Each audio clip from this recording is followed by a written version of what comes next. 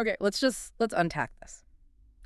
Imagine for a second that a single piece of legislation, a law about media, causes more than 10,000 people to just flood the streets of a capital city. Right.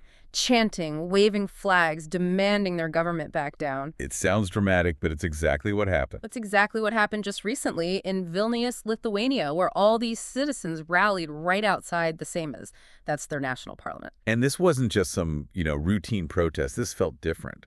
This was about something fundamental, a clash over who gets to control the national story. The core conflict, and we're going to get right into this, it revolves around these proposed changes to the national media law. And critics are saying these changes fundamentally threaten the independence of the national public broadcaster, LRT, that's Lithuanian National Radio and Television. An institution that is supposed to be for everyone, right? Right. Providing unbiased information.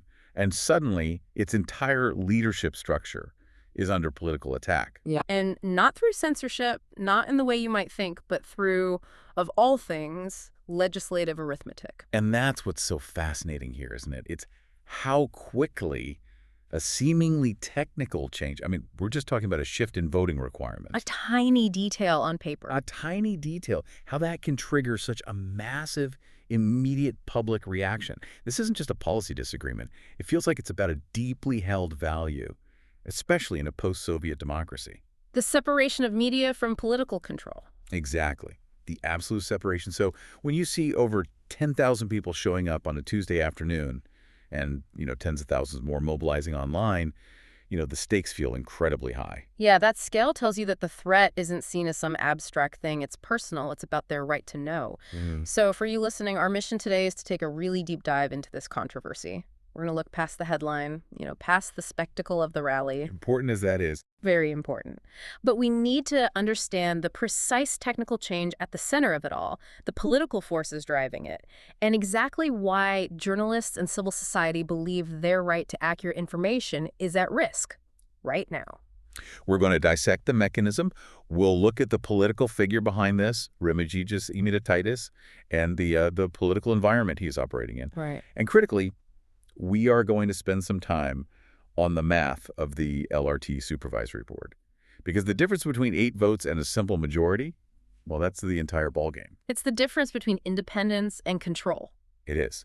And then we'll get into the formal legal warnings, the checks and balances that are now thankfully putting the brakes on this whole thing. We're really going to see a democracy defending itself in real time. Okay, let's start right there, on the streets of Vilnius. Because the scale of that protest, it really gives you the emotional and political context for everything else. Oh, absolutely. The visual impact alone must have been incredible. We're talking more than 10,000 people outside the Seimas on a weekday. On a Tuesday, yeah. Waving flags, chanting their support for LRT. And you have to put this in perspective for our listeners, right? Lithuania has a population of under 3 million people. So a protest of 10,000 It's proportionally huge. It's massive. It's like a giant protest in a much larger European capital. It signals that this is a level of concern that just goes way beyond normal partisan politics. And it wasn't a general, we're angry about everything kind of protest. It was laser focused. They were there in direct opposition to specific amendments that lawmakers had tried to fast track just the month before. And that word fast track is so critical here. Why is that? Well, when you see that kind of mobilization, that speed of reaction, it tells you the threat is seen as not just imminent, but also as being pushed through strategically. Yeah. The protest wasn't a slow burn. No. It was an emergency reaction to the proposed speed of the legislation.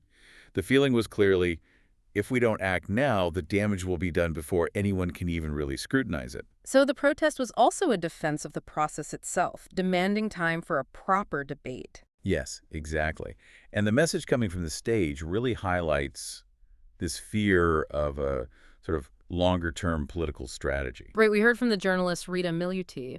She had this really powerful line she told the crowd.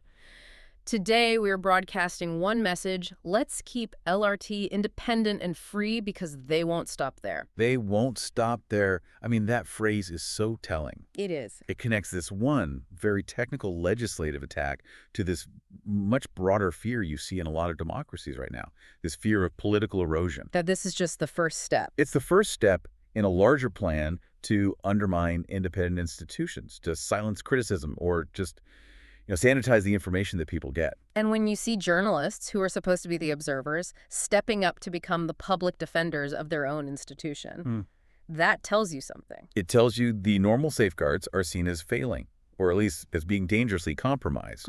They're basically calling on the public to be the final backstop against this kind of institutional capture. And for a country like Lithuania, media independence isn't just a professional concern, is it? It's tied to their history. It's deeply tied to their history, their commitment to democracy after Soviet occupation. Control over the national narrative is an incredibly sensitive point. So the ability of LRT to report freely is seen as a direct measure of how successful their democratic transition has been. Which adds a whole other layer of gravity to this protest. So who was it that took the lead? Who organized this massive show of force? The key group here was the Association of Professional Journalists. They were the ones who marshaled the protest and really framed the public debate around this being an existential threat. And what was their core accusation? It wasn't exactly subtle, was it? Not at all. It was a very direct, very stinging statement.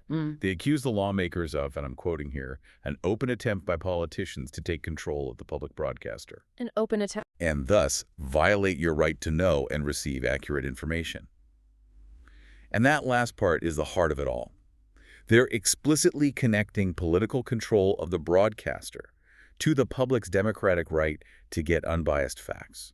I think that's a point that often gets lost when we talk about media law. This isn't about protecting a TV station's budget. It's about protecting the audience's right to objective information. Precisely.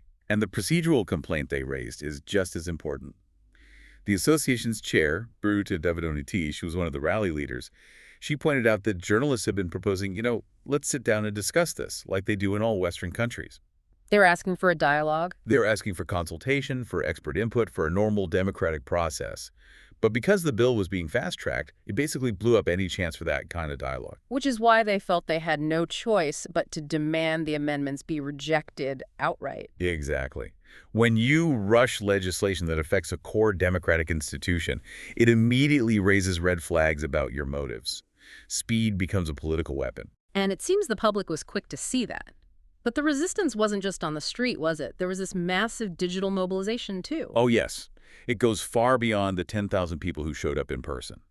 The source indicates that more than 130,000 people have signed a petition urging Parliament to reconsider these changes. Wait, 130,000 signatures in a country of less than 3 million? Yes. Just to put that into context, that's roughly 1 in every 23 citizens of Lithuania who signed that petition. It's an absolutely profound level of public mobilization. It shows you that this isn't a niche issue for journalists. This is deep, cross-sectional popular support for the idea that LRT's independence must be protected. It really validates that claim the journalists made, that this is the public broadcaster which belongs to all of you. It does, and that sheer numerical backing puts immense, undeniable political pressure on the Seimas. This is the public exercising its power to force a legislature to slow down. And for anyone listening, the lesson here is pretty clear, right? You watch for that combination of street protests and massive digital petitioning. When you see both at this scale, you know the issue is central to the national conscience. That public reaction made it completely impossible for the politician driving this to hide what was at the heart of the crisis. Which is the cold, hard arithmetic. Exactly. So now we really have to get into the specific legislative mechanics behind all this. Okay, so before we do the math, let's identify the architect. Who is the political figure behind these amendments? The man behind this is Remigijus Žemaitaitis. He's the founder of a populist party called Nemunas Dawn. And that identity as a populist is pretty crucial here. It is. Populist movements often prioritize controlling state media to advance their agenda and consolidate their power. And there's some critical background on him, which the source points out, that really colors how the public sees his motives here. Yes, and that context is absolutely vital. Žemaitaitis was actually expelled from a different political party back in 2023 for making anti-Semitic remarks. So this history creates an immediate, highly charged narrative for the opposition. Right. So any attempt by a figure with that specific history to weaken the oversight of the public broadcaster.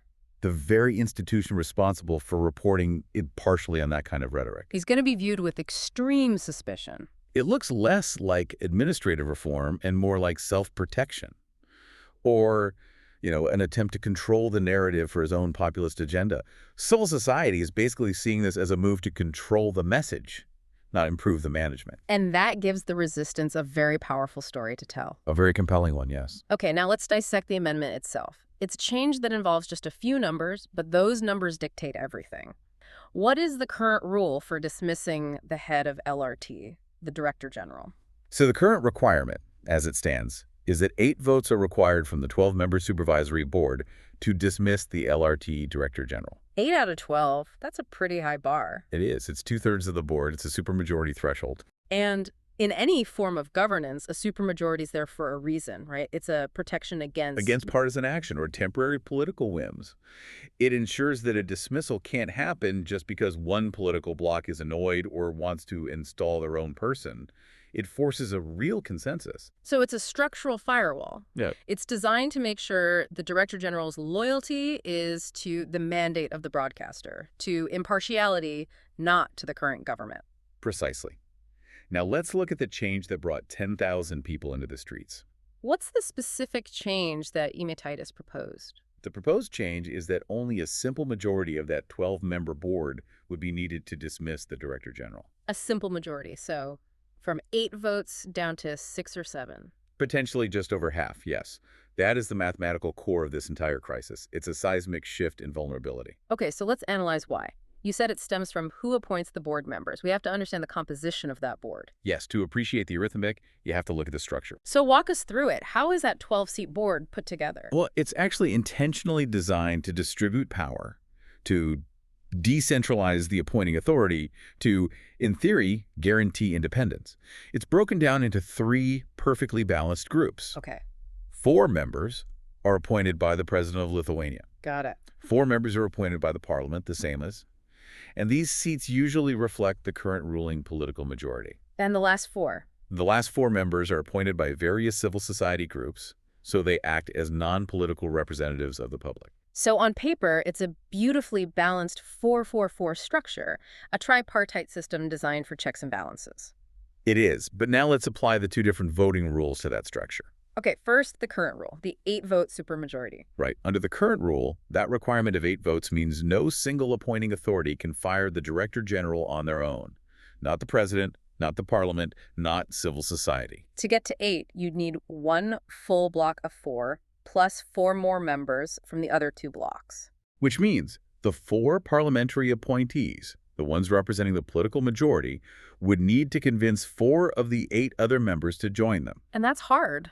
That would require a massive documented failure by the Director General to get that kind of consensus. And that difficulty is the entire point. That's the function of the supermajority.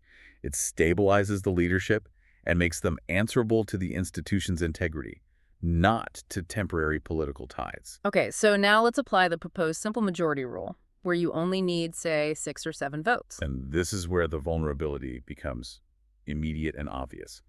The Parliament, the same as, appoints 4 members. Right. To get to a simple majority, let's just say 6 votes, those 4 parliamentary appointees would only need 2 additional votes. Just 2 more people. 2 more votes from the remaining 8 members. The shift in power is astronomical. So the political bloc that controls the legislature can now get the power to remove the Director General just by swaying 2 individuals, 2 members who are meant to be a counterbalance. Yes. The power of those 4 parliamentary appointees goes from being influential to being potentially dominant. Mm-hmm. The simple majority means the ruling coalition needs a much smaller political transaction to get what they want. And they can use the threat of removal, which is now much easier, to influence editorial decisions, hiring, everything. It completely transforms the Director General's accountability. Yeah. Their loyalty shifts from the independent national interest to keeping the temporary political majority of the day happy. Because the instant that fear of an easy dismissal comes into play, self-censorship becomes a huge threat. A huge corrosive threat. Even if a director isn't actually removed, just knowing your job hangs on 2 votes that can be swayed by political pressure, that creates an immediate chilling effect. Which is why the journalists called it an open attempt to take control. They understood the mathematical loophole being created. They did. Yep. Now, of course, we have to address the defense from the politician who proposed this. Right, Hijacking. He dismissed the allegations. He did. He called the claims that he's seeking to influence LRT fantasy. A standard political denial. It's the standard playbook, yes. Deny the motive, frame the opposition as overreacting. But in the context of everything we've discussed, the math, his own political history, that denial is facing overwhelming public skepticism. The 10,000 people in the street are proof of that skepticism. They are reacting to arithmetic, not fantasy. The real power here isn't even in the actual firing. It's in the structural design that makes that firing a perpetual, easy threat. And the integrity of the institution is measured by how hard it is to compromise its leadership. Exactly. And reducing that difficulty from a cross-institutional consensus of 8 votes to a partisan transaction of 6 votes is seen quite clearly as a deliberate act of political destabilization. So you have the politician pushing the change, the public fighting it, the arithmetic that enables it. But this is where the system in Lithuania really shows its resilience. The internal legal antibodies of the state started to activate. And that's such a key point. The pushback wasn't just external from the protesters, it was internal. It came from within the legal system itself. This isn't just civil society complaining. This is the parliament's own mechanics sounding the alarm. Yes, and the details on that warning are critical. The parliament's own legal department officially warned that this amendment could contradict established legal frameworks. And they're supposed to be the objective referees inside the system. They are. And they flagged 2 major conflict points, one domestic and one supranational. Okay, let's start with the domestic one. Conflict point number 1. The legal department said the proposed changes may contradict the Constitutional Court's doctrine, specifically regarding media independence. And the Constitutional Court is the highest legal authority in the country. It is. And over time, the court has established a set of fundamental principles, a doctrine that basically mandates shielding public broadcasters from political manipulation. Can you elaborate on that a bit? What does that doctrine actually require? Well, especially in post-Soviet states, constitutional courts have had to be really explicit in defining the guardrails of democracy. And the doctrine in Lithuania establishes media independence as a core constitutional value. It recognizes that LRT isn't a state propaganda arm, and it's not a private business. It has to be politically neutral. So the doctrine requires strong structural protections for its leadership. Robust protections. So a move to simplify the firing process, to effectively eliminate the need for a broad consensus, is seen as a direct challenge to that established constitutional principle.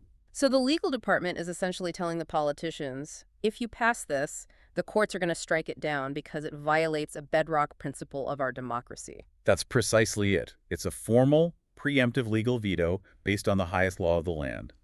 But the problems didn't stop at the Lithuanian border. Which brings us to conflict point number 2. Yes, the European Media Freedom Act, or the EMFA. So this connects a domestic Lithuanian debate to the broader European legal framework. It does. The legal department also warned that these changes may conflict with the provisions of the EMFA, which the EU passed specifically to strengthen media pluralism and prevent national governments from taking over public media. So how does this shift from an 8-vote supermajority to a simple majority conflict with the EMFA? The EMFA is designed to protect editorial independence, and a big part of that is insulating the leadership from political cycles. If the CMIS passes a law, that makes it dramatically easier for the ruling party to fire the head of the public broadcaster. It looks exactly like the kind of state interference the EMFA was created to prevent. It looks like a textbook case of political capture. So violating EMFA principles isn't just a domestic issue. It carries huge political and reputational weight within the EU. It could risk legal challenges from Brussels. So this creates a legal gauntlet for the bill's supporters. They have to decide if they want to defy their own legal counsel, their constitutional court, and EU law just to get this one change. Exactly. These warnings activated the strongest institutional checks against this kind of populist legislative rush job. And speaking of rush jobs, that was the initial plan, wasn't it? To fast-track it. The goal was speed and minimal visibility. Rush it through committee, get it to a vote before the opposition could fully mobilize or the legal side was fully scrutinized. But the scale of the public protest, combined with these severe legal warnings, managed to disrupt that speed. It did. So what's the current status? Where is the bill right now? The initial fast track has been hit by a critical delay. The proposal is waiting for a review by a parliamentary committee, but the whole process has been paused. A pause. That is the single most significant procedural victory for the protesters and the opposition so far. It is absolutely crucial. Because in legislative battles, time is often more valuable than a vote. And what was the specific reason for the pause? Opposition lawmakers formally requested an expert analysis of the bill's potential impact before it moves forward. Ah, so they used the procedure to slow down the procedure. They did. And that request, backed by the pressure from the streets and the petition, it forced the slowdown. It enforces the principle that you don't rush through legislation that alters a core institution. It needs sober, expert review. And that expert analysis will now have to look directly at the warnings about the Constitutional Court and the EMFA. It forces the debate onto technical legal ground rather than letting it stay purely political. Time is everything. The longer the debate lasts, the more scrutiny the motives get, and the harder it becomes to just ram the bill through. The system's checks and balances worked. So let's connect this back to you, the listener. I mean, why should you care about a parliamentary committee pause in Vilnius? Because this whole incident is a textbook case study in democratic defense. When a political action is fast-tracked, especially one aimed at media power, civil society and the internal safeguards have to move just as quickly. The lesson here is that protecting fairness, protecting higher legal principles, often comes down to winning these procedural fights. That request for an expert analysis that forced the pause. That's a procedural defense mechanism stopping a substantive threat. It ensures that any big shift in power has to be debated in the light, not rushed through in the dark. The real fight is always procedural. This has been a really deep, high-stakes look into what seems like a technical change, just a shift in voting numbers, but with these profound implications for democracy in Lithuania and really for all of Europe. Let's just quickly summarize the key takeaways. I think the whole conflict really boils down to that one procedural change. Yeah. Shifting from an 8-vote supermajority down to a simple majority to fire the head of LRT. Right. And that one shift just fundamentally weakens the independence of the broadcaster. It makes its leadership vulnerable to whatever political faction is in power at the moment. And the public reaction to that vulnerability was just immediate and immense. We saw the scale, over 10,000 people protesting, and that incredible digital mobilization, over 130,000 signatures. Which just shows you that the Lithuanian public really understands the non-negotiable value of an independent public media. And institutionally, the proposal just immediately ran into these legal red flags. The parliament's own legal department issued formal warnings. Warnings about contradicting their own constitutional court's doctrine on media independence, and also potentially violating the new European Media Freedom Act. And those legal red flags, they gave the opposition the ammunition they needed to slow the whole thing down. And crucially, that strategy worked. Despite the initial fast-track attempt, the legislative process is now on hold pending that formal expert analysis. The battle is not over, but the checks and balances, public pressure plus legal procedure, they've successfully deployed their defenses. You know, this whole debate over media independence, it just continues to grow everywhere. And the function of a public broadcaster isn't just to deliver the news, right? It's to serve as a cornerstone of democratic accountability. To criticize, to investigate, to hold power to account without fear. Exactly. Without fear of reprisal. And when political efforts are made to control the people who run these institutions, it almost always means that controlling the message is the ultimate goal. Absolutely. The Director General of LRT has to be free to commission investigations, to criticize government policy without this constant threat of losing their job just because the ruling party finds it inconvenient. That job security, guaranteed by the 8-vote rule, that's the real firewall.